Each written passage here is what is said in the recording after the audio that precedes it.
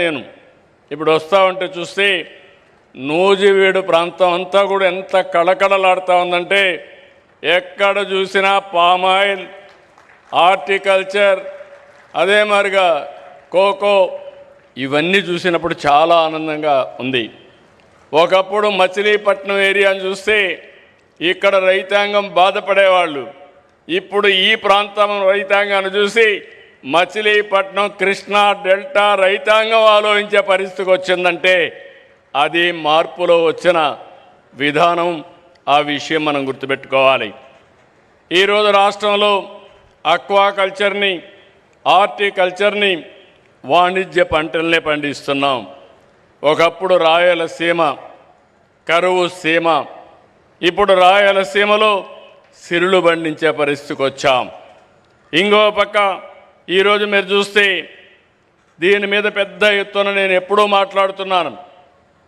రాబోయే రోజుల్లో 20-30 సంవత్సరాల్లో ఎలాంటి పంటలు ఉండాలి, ఎలాంటి ఆర్థిక వ్యవస్థ ఉండాలి, దేనికి భవిష్యత్తు ఉంటుందో ఎప్పటికప్పుడు మాట్లాడుతూ మాటల్లోనే కాదు యాక్షన్లో కూడా చేయడం కోసం రాయలసీమని ప్రపంచానికే ఒక హార్టికల్చర్ హబ్గా తయారు చేస్తున్నాం.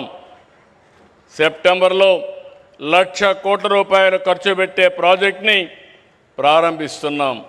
40,000 కోట్ల రూపాయల ప్రభుత్వం, 60,000 కోట్ల రూపాయల ప్రైవేట్ ఇన్వెస్ట్మెంట్తో ప్రపంచం మొత్తం గర్వించే విధంగా, ప్రపంచానికి సరఫరా చేసే విధంగా గ్లోబల్ హార్టికల్చర్ హబ్ను తయారు చేస్తున్నాం. వచ్చే 3 ఏళ్లలో 36 సాగునీటి ప్రాజెక్టుల్ని 35,000 కోట్ల రూపాయలు ఖర్చు పెట్టి పూర్తి చేస్తున్నాం. నీళ్లుంటే రాయలసీమ ఒక ఉదాహరణ ఏ విధంగా మారిందో. అదే సందర్భంగా ఈ ప్రాజెక్టులన్నీ మీరే చూశారు. ఇక్కడ ఒకప్పుడు గోదావరి నీళ్లు సముద్రంలోకి పోయేటివి.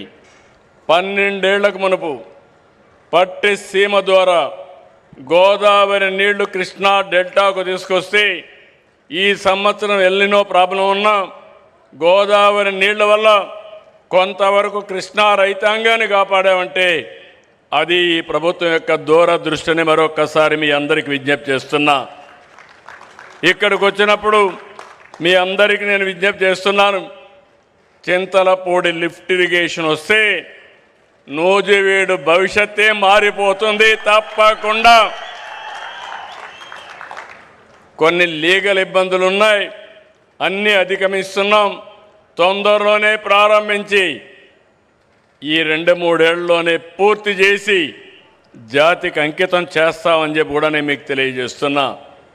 ఈరోజు 3 దశాబ్దాలు వెలుగొండ, ప్రకాశం జిల్లాలో మార్కాపురం ప్రాంతం, ఇప్పుడు మార్కాపురం జిల్లా. అక్కడ మీరు చూస్తే నేనే 3/5/96లో ఫౌండేషన్ వేసి ఈ ఆగస్టు నెలలో 31వ తారీఖున మొదటి విడత పూర్తి చేసి జాతికి అంకితం చేస్తున్నామంటే అది ఈ ప్రభుత్వం యొక్క పట్టుదల. అదే మరి అన్ని ప్రాజెక్టులు పూర్తి చేయడానికి ముందుకు పోతున్నాం. ఈ నెలే పోలవరం నుంచి ఎడమ కాలువ ద్వారా ఉత్తరాంధ్ర సుజల స్రవంతిలో అనకాపల్లికి నీళ్లు చేసిపోయే పరిస్థితి తీసుకొస్తున్నాం. ఇవన్నీ కూడా భవిష్యత్తులో నా ఉద్దేశం ఒకటి, ఎప్పుడు కరువు వచ్చినా కరువును ఎదుర్కొనే విధంగా వాటర్ సెక్యూరిటీ ఉండాల్సిన అవసరం ఉంది. ఈ సంవత్సరం మనం చూస్తున్నాం ఎల్నినో సమస్య పెద్ద సమస్యగా మారింది.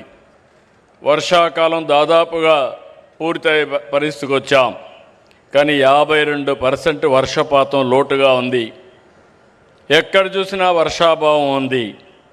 అయితే ఈరోజు మనందరం ఏదైతే ప్రకృతి సేద్యం ద్వారా ఆల్టర్నేటివ్ క్రాప్లు కూడా పోయే పరిస్థితికి వచ్చాం. పప్పు ధాన్యాలు కానీ చిరుధాన్యాలను ప్రోత్సహిస్తున్నాం. ఇది ఈ సమయంలో ప్రతి ఒక్క రైతు కూడా గుర్తుపెట్టి